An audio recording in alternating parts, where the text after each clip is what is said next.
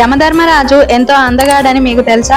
మహాశివుని కోపం దేవతల కంటే ఎంతో అందంగా ఉన్న యమధర్మరాజును భయంకరంగా మార్చేసింది. ఒకప్పుడు మృత్యుదేవత అయిన యమధర్మరాజు కూడా స్వర్గవాసుల కంటే చాలా అందంగా ఉండేవాడు. బ్రహ్మదేవుడు అందరికి వారి పనులను అప్పగించినప్పుడు ఈ కథ మొదలవుతుంది. సూర్యపుత్రుడైన యముడికి మృత్యు బాధ్యతను అప్పగించారు. ఆత్మలను భూమి నుండి తీసుకురావడం, వైతరిణి నది దాటించటం, కర్మల ప్రకారం కొత్త శరీరాన్ని ఇవ్వటం ఇదే యముని పని. ఆయనకు అనేక భయంకరమైన దూతలను యమపురి అని పిలువబడే ఒక నగరాన్ని కూడా అప్పగించారు. కొంతకాలం యమరాజు ఆయన పనిని చేస్తూ ఉన్నాడు. కానీ కొంతకాలానికి తన అందం మత్తులో పడి ప్రాణులకు మరణం ఇవ్వటం మానేసి తన అందం చూసుకుంటూ ఉండిపోయాడు. ఇప్పుడు ఏ జీవి చనిపోవటం ఆగిపోయింది. ఈ విషయం శివుడికి నచ్చలేదు. ఆయనే స్వయంగా మహాకాలుడు యమరాజును కైలాసానికి పిలిచారు. నందితో కలిసి యముడు హిమాలయాలకు చేరుకున్నాడు. యముడు మహాదేవునితో కాసేపు మాట్లాడిన తర్వాత యముడిని దగ్గరలో ఉన్న సరస్సులో నీళ్లు తీసుకురమ్మని పంపారు. నీళ్లు తీసుకోవడానికి వంగగానే సరస్సులో ఆయనకు ఒక భయంకరమైన ముఖం కనిపించింది. ఆయన భయపడి పరిగెత్తుకుంటూ మహాదేవుని వద్దకు వెళ్లి ఆ సరస్సులో ఒక భయంకరమైన రాక్షసుడు ఉన్నారని చెప్పాడు. అది నువ్వేనని శివుడు ఆయనకు చెప్పాడు. అది విన్న యముడు శివుడి కాళ్ళ మీద పడి వేడుకోవటం ప్రారంభించాడు. కానీ శివుడు క్షమించలేదు. యముడు బ్రహ్మ దగ్గరికి వెళ్ళాడు. కానీ అంత ఆదరణ లభించలేదు. అప్పుడు యముడు విష్ణువు కోసం అడవిలో కఠోర తపస్సు చేయటం ప్రారంభించాడు. చాలా సంవత్సరాలు తపస్సు చేసిన తర్వాత విష్ణువు ఆయనను వరం కోరుకోమన్నాడు. అప్పుడు యమరాజు తన రూపాన్ని తిరిగి ఇవ్వమని కోరాడు. కానీ నువ్వు మళ్ళీ నీ